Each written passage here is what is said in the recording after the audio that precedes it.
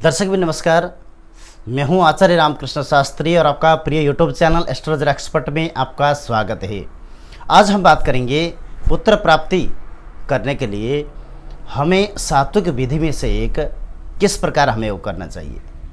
पुत्र प्राप्ति के लिए क्या विधि का पूजन स्वयं हम घर में कर सकते हैं जिससे सहज अथवा सटीक फल आपको प्राप्त हो, वो विधि लेकर उपस्थित हूँ। पुत्र प्राप्ति चाहने वाले सभी महिला अथवा पुरुष के लिए ये वीडियो अत्यंत आवश्यक है।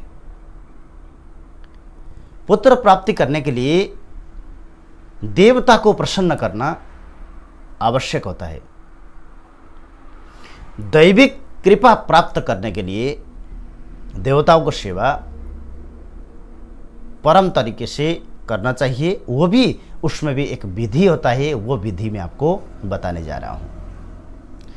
पुत्र प्राप्ति चाहते हैं और बार बार कन्याएं उत्पन्न हो रही हैं, आपने दवाई भी लिया है, दवाई भी आपके लिए सफल नहीं हो पाया है, आप किसी से भी दवाई लेते हैं, हो सकता है दवाई पूर्णतः सूचांक का हो परंतु आपके घर में पितृदोष हो और घर में किसी अन्य प्रकार समस्या के साथ में वास्तुजन्य समस्या भी हो, तो आपको इस क्षेत्र के लिए आपको दवाई हो सकता है 1% आपका फेल भी हो सकता है। सबके लिए जो दवाई कार्य करता है हो सकता है आपके लिए वो कार्य ना करे, इसलिए पूजन भी आपके लिए आवश्यक होता है कि कामना को सिद्ध करने के लिए। दवाई जब भी कार्य करता है जब उसमें किसी प्रकार के दोषयुक्त चीजों का समावेश ना हो। इसलिए सबसे पहले आपको जो आपका पितरों का स्थान होता है, पितरों के स्थान पर जाएं, उन्हें कच्चा दूध अथवा जौ तिल से स्नान करने के बाद खीर का भोग लगा के उनके सामने बैठकर ओम देवताभ्यो नमः मंत्र आप एक बार और सुन सकते हैं। ओम देवताभ्यो नमः ये मंत्र का 108 बार तक आप प्रति रविवार को आप जप करें और कम से कम भी 9 रविवार अथवा 8 रविवार होना आपके लिए आवश्यक होता है। ये पूजा करें जिससे भी पितर प्रसन्न होकर आपको पुत्र प्राप्ति की आशीर्वाद आपको जरूर प्रदान करेंगे। और इसके अलावा दूसरा अगर आप विधि करना चाहते हैं, एक हरिवंश पुराण भी है। हरिवंश पुराण का पाठ पति पढ़ें और पत्नी सुने। ध्यान रहे, हरिवंश पुराण पढ़ने की भी विधि अलग अलग तरीके से है। जिनको संतति क्षेत्र में ही स्त्रीजन्य ग्रहों का साया है तो पति हरिवंश पुराण का पाठ करें और पत्नी को हरिवंश पुराण का पाठ सुनाएं। हिंदी में लिखा होता है, सरल होता है।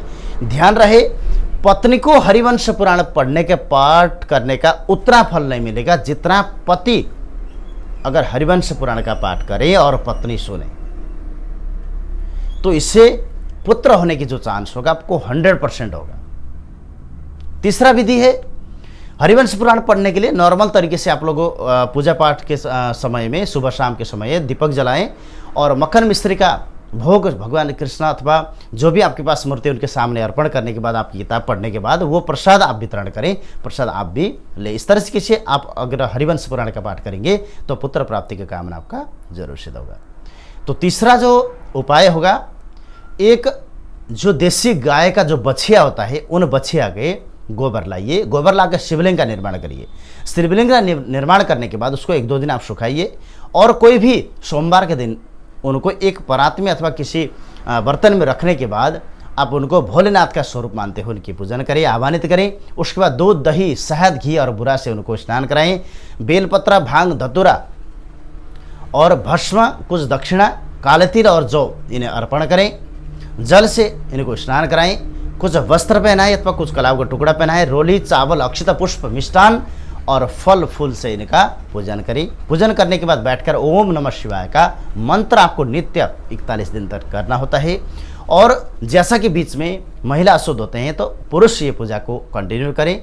ये पूजा पति अथवा पत्नी दोनों बैठकर भी कर सकते हैं, केवल पति भी कर सकते हैं, केवल पत्नी भी इस पूजा को संपन्न कर सकती हैं। तो पत्नी को करने के लिए बीच में समस्याएं आएंगी अशुद्धता के, तो उस समय पति को ये जो पूजा होगा निरंतर करना होता है। और ये पूजा करने का 41 दिन का ही विधान होता है और 41 दिन आपको यो शुद्धता तरीके से आपको पूर्ण करना होता है।